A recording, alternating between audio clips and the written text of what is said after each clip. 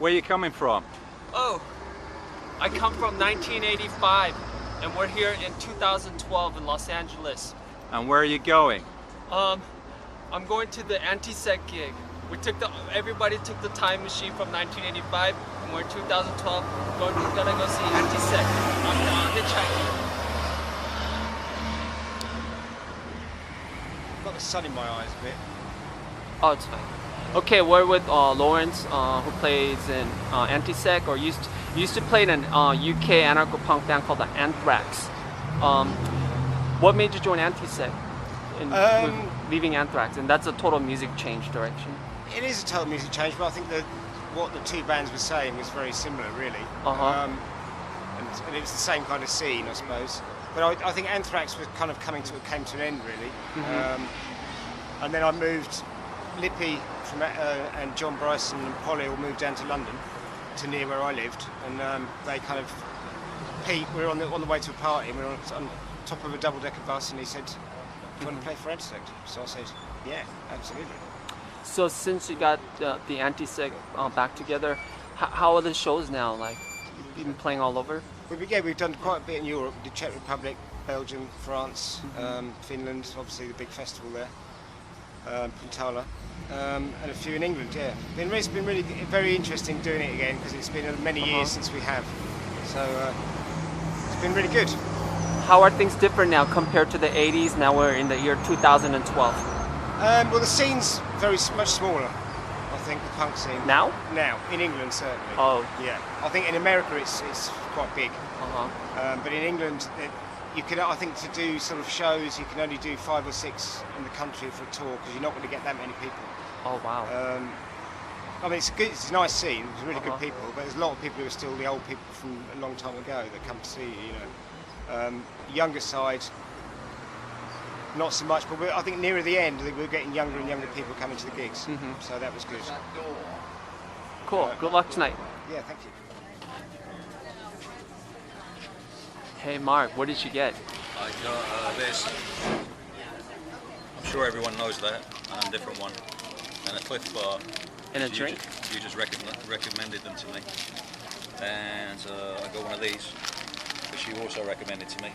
Hey, do they have health food stores like this in the 80s in England? I think maybe they had some very, very small ones which were a lot simpler than this. Alright, thanks. But not that I remember, no. Cheers. Alright, what's the difference seen now compared from the 80s to 2012? You were involved in the anarcho-punk and just the punk scene. What's the difference? Yes. Well, let's see. I would say there's not near as many people as what we had back then. I would say that, and then I would say that it seems to me that the way the kids dress, and the way they look. There's a couple that are from the 80s that are still doing it today. I would say that's a different thing for sure, with the hats and all the patches everywhere, but they're all still wearing black. So in the 80s you were involved with Another Destructive System. Tell me about that a little. That was a band that we got going in 1985, and in Los Angeles. In Los Angeles, yeah, which we played a bunch of shows around with bands like Iconoclast, Body Count, punk band Body Count. A Solution, yeah. Well, I don't mean Ice-T's Body Count. Okay.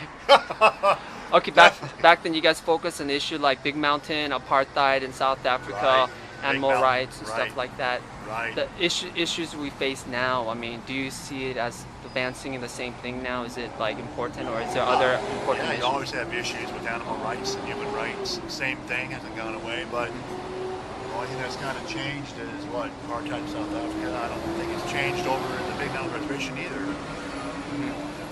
No, I don't think it's changed. It's still the same world. We're just older now. We had kids and we had to get jobs and that kind of thing. Back then it was more carefree. I didn't have to do much. Any suggestions for the younger generation who wants radical change and stuff like that? Well, yeah, I would definitely say that to educate yourself, to definitely stay aware of what's around you, and question what's around you, but still, you got to realize that you got to make it in this world, and to definitely, educate yourself. Don't just hide underneath a rock. It's not going to work. You got to do something with your life. Thanks. You got it. All right, Tim Andrew, vocalist of Antisect. What's the best memory of Antisect when you were in the Antisect in the 80s? God, there's quite a few, but I suppose Just name one. Italy was pretty good. Some of the Italian, like the Virus, that was a pretty good gig, fully packed, and yeah, it was good to get out there. Massive crowd. How many gigs did you play?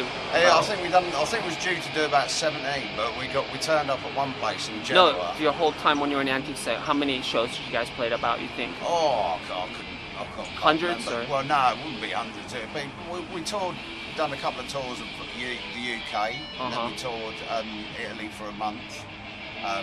17 gigs out there, but we ended up playing about 15 because some of them got cancelled. But you know, to be honest, it's a long time ago. I can't, you know, Really? trying to remember 24 years ago where we played at every gig. You know, it's a bit of a blur, some of it, you know. But All right, good luck tonight. cheers. So anyways, I've known Jang Lee since 1983, before he was a Peace Monk. Used to hang out on Melrose drinking 40s of Old English.